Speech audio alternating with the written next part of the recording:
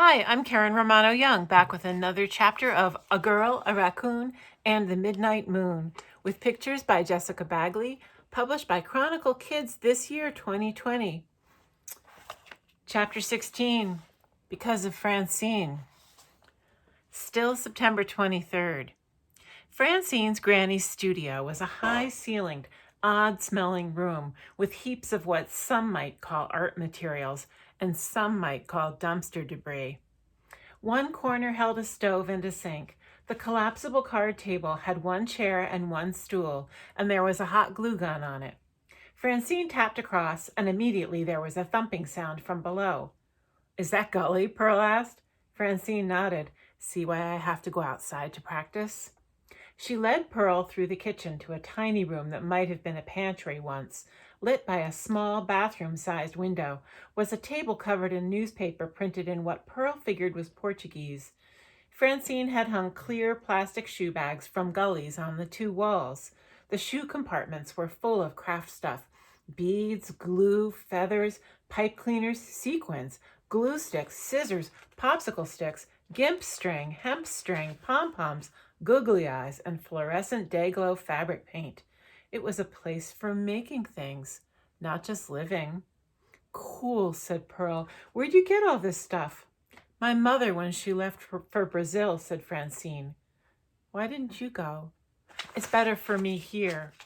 That statement froze Pearl. With all the blabbing and blubbering she'd been doing about losing her library, here was Francine being calm, cool, even cold on the subject of her missing parents. For all her caring response to Pearl's drama, she didn't show much worry about her own. "I wish we were in the same class at least," said Pearl. "Me too," said Francine. Their eyes met. After a beat, Francine asked, "Want to glue some fish on your flip-flops like I did?" "What?" "Look." Francine slid her hands into two yellow flip-flops. There were plastic goldfish stuck on the thong just above where the toes would be. "I got them at Gully's."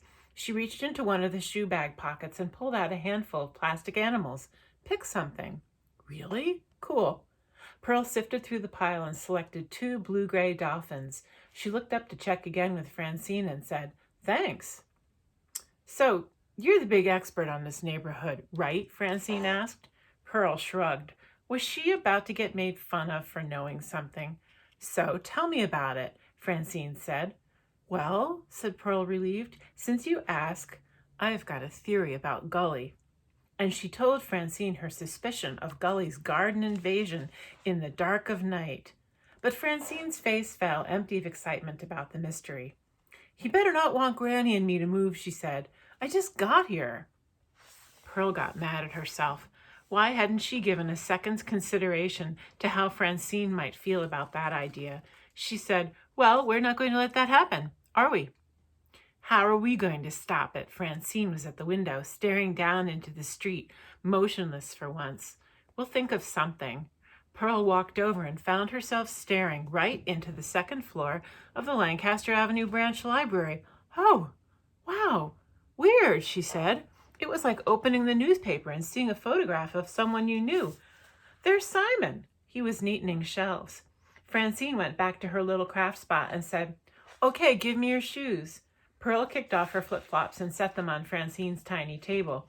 Francine used the glue gun to squeeze a clear blob of glue onto the center of the V of one flip-flop, then pressed one of the dolphins onto it. "Yow," she said, "hot." Pearl laughed. "Let me do the other dolphin?" she asked, picking up the glue gun. Francine stuck her bare toes into her flip-flops and did a little getting back at Gully dance, dainty and precise, her soft braids swishing. "We're not gonna let it happen," she chanted over the rhythmic slapping of her dancing feet. Pearl knew Gully could hear her through his ceiling, and smiled. She pulled the trigger on the glue gun and shot a blob of glue onto her flip-flop. She stuck the dolphin on the blob and didn't burn herself. And later, on her walk back home, she could still feel the warmth. Pearl figured if she wanted her mother to be honest, she herself was going to have to start acting more practical and less emotional. She needed information straight. So at dinner she asked, "What were those two contractor men doing back today?" "Funny you should ask." Mom laughed a bitter laugh and pulled out a business card. Mr. Dozer suggested we go on a little tour, and he wrote down these sights we should see. Who's we? Me? Mr. Dozer wanted her to go on a tour with Mom? Well, Bruce refuses. I thought you might want to, said Mom. One building that used to be a school, now it's apartments. The other was a bathhouse. Now it's a restaurant downstairs with a gym upstairs. That sounds weird, said Pearl. I don't even know what a bathhouse is. Exactly, said Mom. Do you want to find out? Do I have to? Of course not. I think we can assume these men are good at repurposing. They're just trying to get us to feel better about letting go of our real estate. And Mom crumpled the business card and tossed it in the trash. After dinner, the buzzer sounded. Pearl dashed to the door to push the button. Who is it? It's Francine. Can you walk and get ice cream? Go, said Mom right away. I'll give you money for both of you. Sure, okay. Did Pearl seem that desperate for Francine's friendship? Did Mom feel sorry for Francine? Or did Mom want time alone? Where do you like to go for ice cream? She asked Francine down on the street. Do you have a favorite place yet? Whatever, Francine cut her off. Just come on. She hurried Pearl along in silence, and when they turned the corner, she grabbed Pearl's elbow and pulled her across the street and along one of the darkening streets of food factories and warehouses. I don't know any ice cream place this way, said Pearl. The buildings on this block were empty of people. The businesses inside them closed at night. Where are we going? Francine said, hushed as if she thought someone might hear them. I followed Mr. Nichols. I found where he sleeps. Pearl halted. Where? She absolutely knew that Nichols wouldn't want them to know where he slept and would be appalled if they actually saw him sleeping somewhere. It's okay, Francine said. He won't see us. We'll stay at a distance. I just want to show you. Pearl was still frozen, so Francine tugged at her. I know you worry about him. A sidebar about homelessness. Reasons why people become homeless. A partial list. 1. The rent is too damn high. You've heard of the Democratic, Republican, and Independent parties. Well, there's a political party in New York named this. The rent is too damn high. 2. The salary is too low or non-existent. You don't think every human with a job can afford a place to live in New York City, do you? 3. The urge to roam. 4. Can't deal with life very well. I refer to addiction or mental illness or just a lack of coping ability. Maybe you can think of some others. Reasons why animals become homeless in New York. Number 1, pets get abandoned.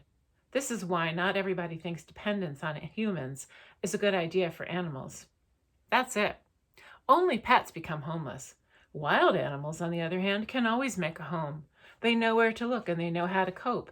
That's just one reason why they deserve respect from people who are always calling them vermin and calling in the exterminators. By M.A.M. Francine dragged Pearl along and then stopped abruptly on a darkening north-south avenue that the setting sun didn't even sneak around the corner of. They were so far west that the river couldn't have been far off.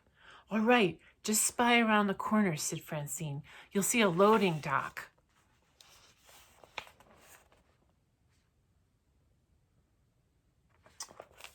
Pearl peeked and saw a blocky platform like a stage.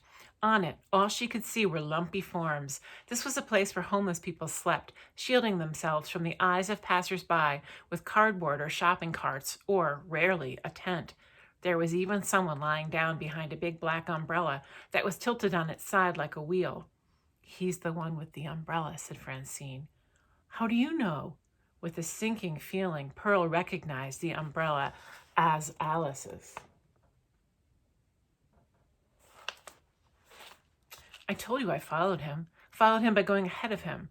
She told Pearl how she had walked half a block ahead of Nichols, keeping the distance just long enough for him to not notice her. Smart. When he stopped, I hid down the block behind some stairs, and I saw him open up that big umbrella and settle down. Did he have any dinner? Pearl asked. Francine just looked at her. I couldn't see what he did behind the umbrella. Pearl thought about the banana and granola bar she'd put in the shed-shaped box. It was for him, she admitted to herself now, since she was pretty sure she recognized the flannel shirt she had found in the box.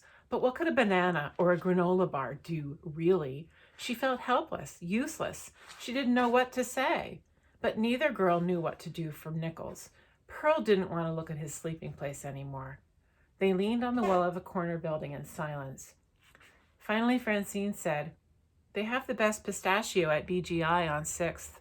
Pearl said, "My mom gave me money." "Then come on."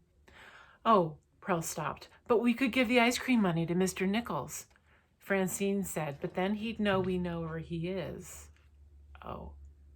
They were mostly silent as they walked, except for little comments like, "Let's go, we can still make it," as the crossing light gave its countdown, or "This way."